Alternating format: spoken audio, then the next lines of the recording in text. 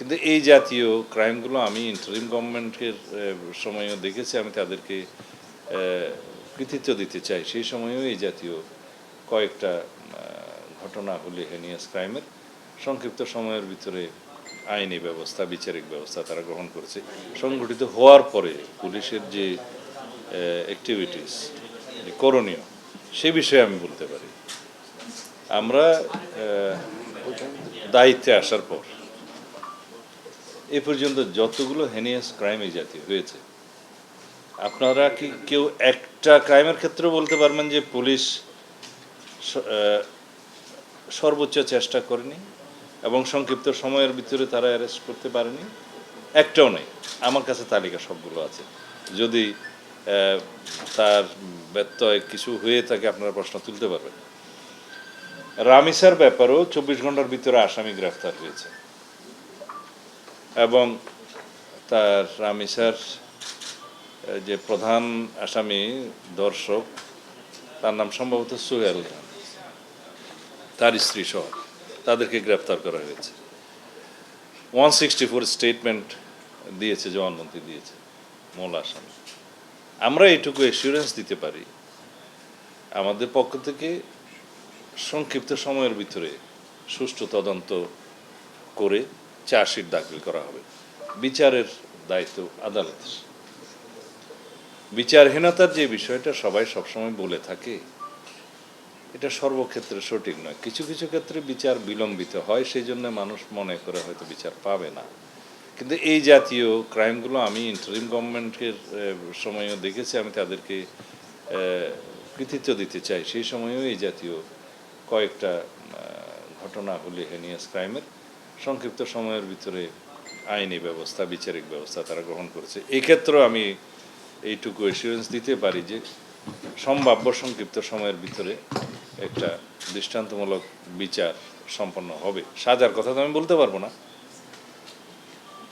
অন্যান্য যে সমস্ত বিষয় এখানে আমি বলতে পারি, যেমন আমরা দায়িত্ব নেওয়ার পর তনু হত্যা মামলাটি সহ আরও কিছু মামলা আমরা লিস্টেড করেছি, যেগুলো অনেকটা দীর্ঘদিন যাবৎ বিচারিক প্রক্রিয়ার মধ্যে আনতে সক্ষম হয় নাই, সেগুলো আমরা অ্যাড্রেস করেছি। যেমন তনু হত্যা মামলার একজন আসামি আমরা অ্যারেস্ট করে তার সাথে ডিএনএ ম্যাচিং করার বিষয়টা এখন প্রক্রিয়ায়। আরও 2 জন আসামি আছে। ইতিমধ্যে আরও একজন আসামির শনাক্ত করা গেছে, যার রক্ত পাওয়া গেছে।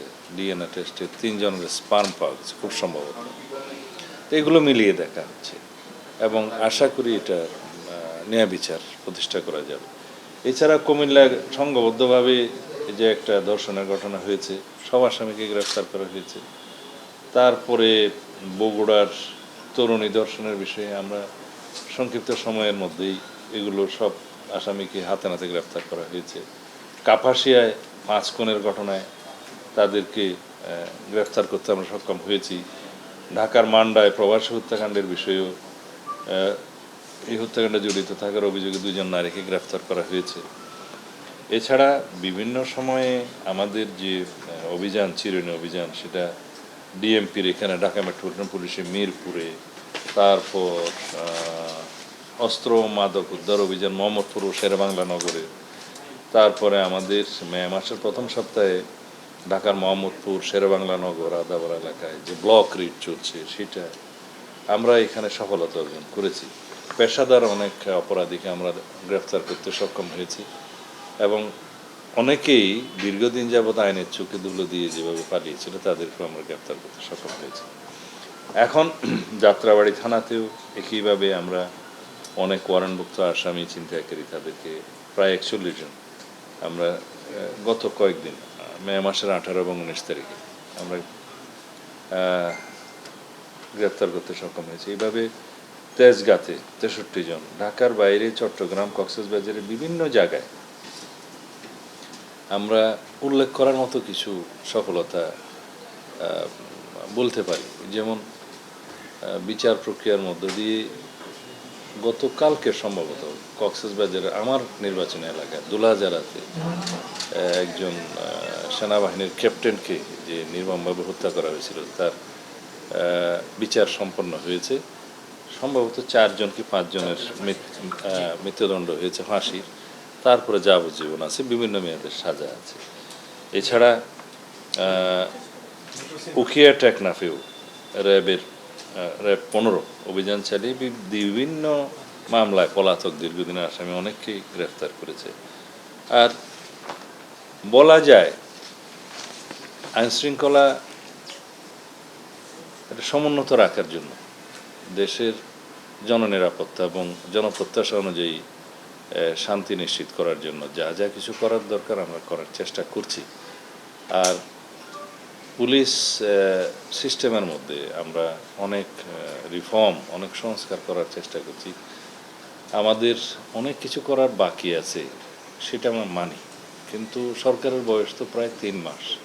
তো 3 মাসে আমরা কেবল সব কিছু রিফর্ম করে সুষ্ঠুভাবে সামনের দিনে কীভাবে আমরা কাজ করব, এই পলিসিগুলো, এই সিদ্ধান্তগুলো নিতেই সময় লাগে।